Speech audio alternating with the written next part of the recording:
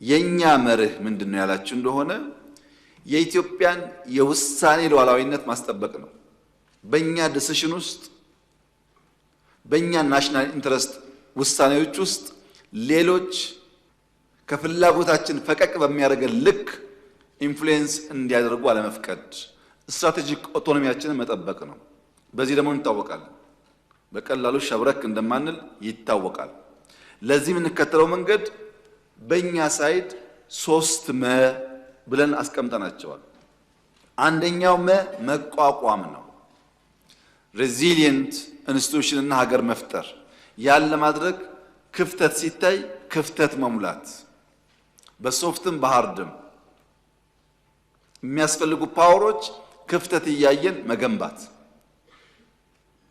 ሁለተኛ መጠቀም ነው። ፈተናን ወደ እድል መቀየር።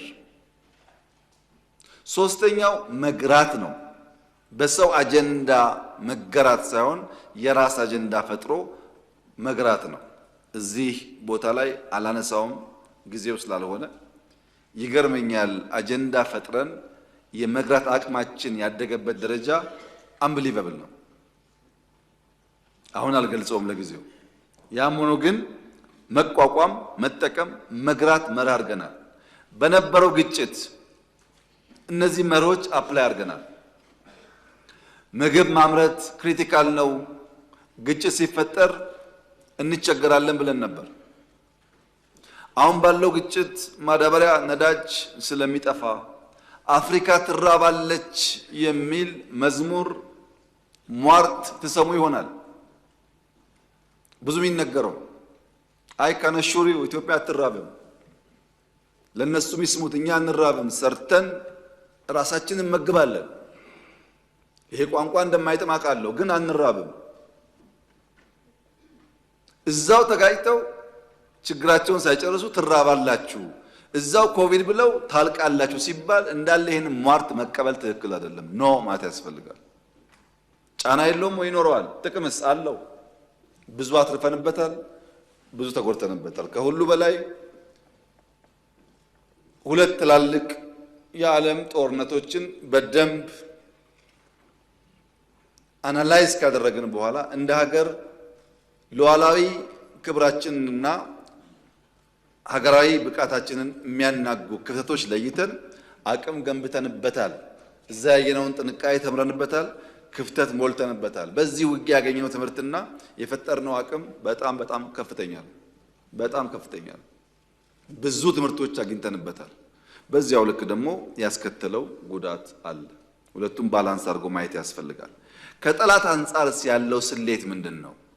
እኛ ስትራቴጂክ ኦቶኖሚ ለመጠበቅ 3 መን እንዳልነው ሁሉ ጠላት ደግሞ ሳያቅ እሱም 3 መን ይከተላል። በስሁት ስሌት አንደኛው መካድ ነው። መካድ ኢትዮጵያ ድል በሀብት ያላት፣ አልገዛም የሚል ህዝብ ያላት፣ ሊገዟት 2 3 4 ሞክረው ተሸንፈው የተመለሱባት ሀገር መሆኗን፣ ኢትዮጵያ ማንበርከክ ቀላል አለመሆኑን ቢያቅም ታሪኩን ይክዳል። አንዱ መካድ ነው።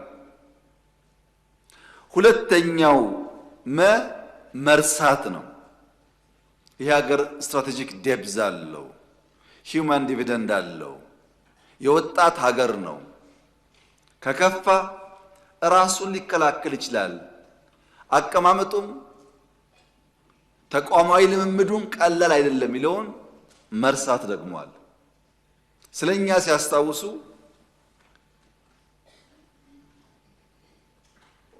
ደህንነታችንን እንጂ ስለኛ ሲያስታውሱ እምቢ ባይነታችንን ማስታወስ አይፈልጉም። አንዳንዴ ማራከስ ይፈልጋል። ሶስተኛው ምኞት ነው። ምኞት ያለፈ ስልት እስረኛ የመሆን ምኞት። ትናንትና ሻዕቢያና ወያኔ ከሱዳን ጋር ተባብረው ደርግን ጥለዋል። አሁንም እዛ ተባብረን እንጥላለን የሚል ምኞት።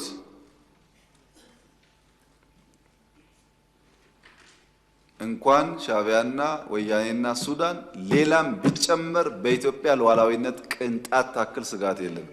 ቅንጣት ታክል